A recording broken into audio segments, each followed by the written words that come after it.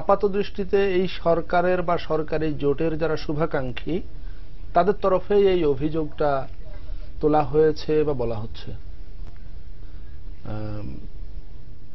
যে হয়তোবা জামাতের সঙ্গে সরকারের কোনো একটা গোপন সমঝোতার ভিত্তিতে এরকম একটা রায় হয়েছে। তা আমি আমার জায়গা থেকে অবশ্যই এই ব্যাপারে কোনো মন্তব্য করতে পারবো না, এই কারণে যে রায় তো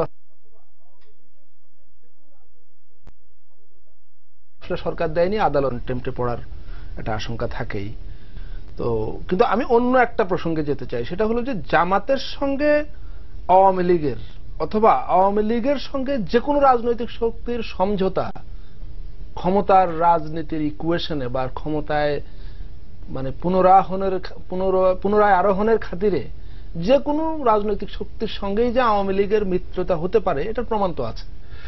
আপনি যদি 1995-96 সালের কথা স্মরণ করেন, আমি জানি না আপনি ওই সময় সাংবাদিকতায় ছিলেন কিনা, ওই সময় শহীদ জননেত্রী জাহানারা ইমাম এই যুদ্ধাপরাধের বিচার ইস্যুটা কিন্তু তিনি সবচাইতে বেশি সামনে নিয়ে এসেছিলেন এবং তার নেতৃত্বে সেই ব্যাপক আন্দোলন, গণ আদালত, গণতদন্ত কমিশন, এগুলা কিন্তু এই বিষয়টাকে একটা নতুন মাত্রা দিয়েছিল।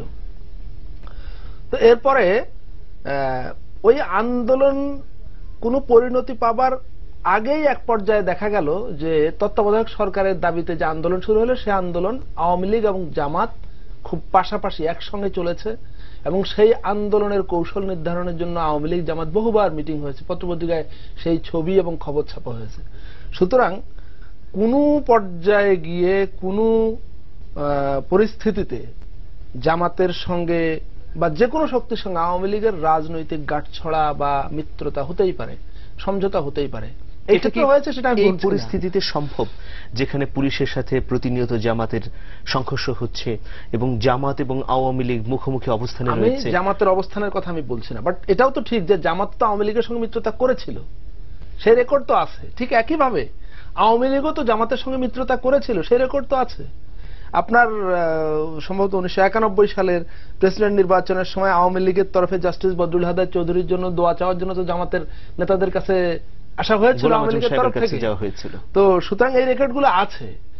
যা একবার অতীতে হয়েছে তা আর হবে না এমন গ্যারান্টি তো নেই। আর বাংলাদেশের রাজনীতিতে এই কথাটা ব্যাপকভাবে প্রচলিত এবং কার্যক্ষেত্রে প্রতিষ্ঠিতও বটে যে রাজনীতিতে শেষ কথা বলে কিছু নেই, যেটা কোনো সভ্য রাজনৈতিক সংস্কৃতিতে হওয়ার কথা না।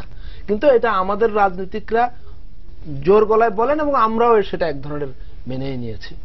তো আমি বরং যেটা মনে করি, আমার একটা আশঙ্কা হচ্ছে আর কি, এটা আমার আশঙ্কাটা হচ্ছে এরকম যে জামাতের সঙ্গে সমঝোতা হোক বা না হোক, এই সরকারের সময় বিরোধী জোট সরকার বিরোধী আন্দোলন তো গত 4 বছর ধরে করছে, কিন্তু কোনোভাবেই কোন রকম সুবিধা করে উঠতে পারছে না। এটা না পারার প্রধান কারণ হলো যে সরকার আন্দোলনের গোল পোস্ট ঘন ঘন চেঞ্জ করে দিয়েছে, খুব মানে স্মার্টলি, খুবই দক্ষতার সঙ্গে এই কাজটা সরকার ইস্যুগুলো পরিবর্তন হয়েছে খুব দ্রুত। তো এখন এখানে সরকারের কোনো কারসাজি থাকুক আর না থাকুক, সরকারের কোনো ভূমিকা বা হাত থাকুক আর না থাকুক, কাদের মোল্লা সাহেবের রায়ের মধ্য দিয়ে আরেকবার বিরোধী দলের আন্দোলনের গোল পোস্ট পরিবর্তন হয়ে গেল।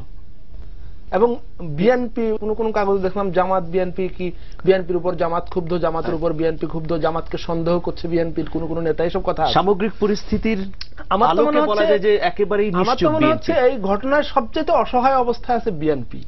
জামাত তো এক ধরনের প্রতিক্রিয়া রাস্তায় তারা স্ট্যান্ড নিয়ে নিয়েছে, যুদ্ধাপরাধের বিচার যারা চাচ্ছে তাদের একটা অবস্থান আছে। আওয়ামী লীগ নেতারাও ওই মঞ্চে গিয়ে বক্তৃতা করে একটা অবস্থান নেবার চেষ্টা করছে।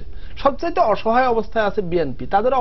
তাদের রাজনীতি আপাতত নাই হয়ে গেছে, মানে অদ্ভুত অবস্থা। আপনি দেখেন তারা এই কয়েকদিন আগেও বেশ সরব সোচ্চার ছিল, যদিও সেরকম কোনো কঠোর কর্মসূচি তাদের তরফে দেখানি বা সহসা হওয়ার কোনো কথা শোনাও যাচ্ছিল না, কিন্তু তারা এই মুহূর্তে একেবারে বেকার হয়ে গেছে।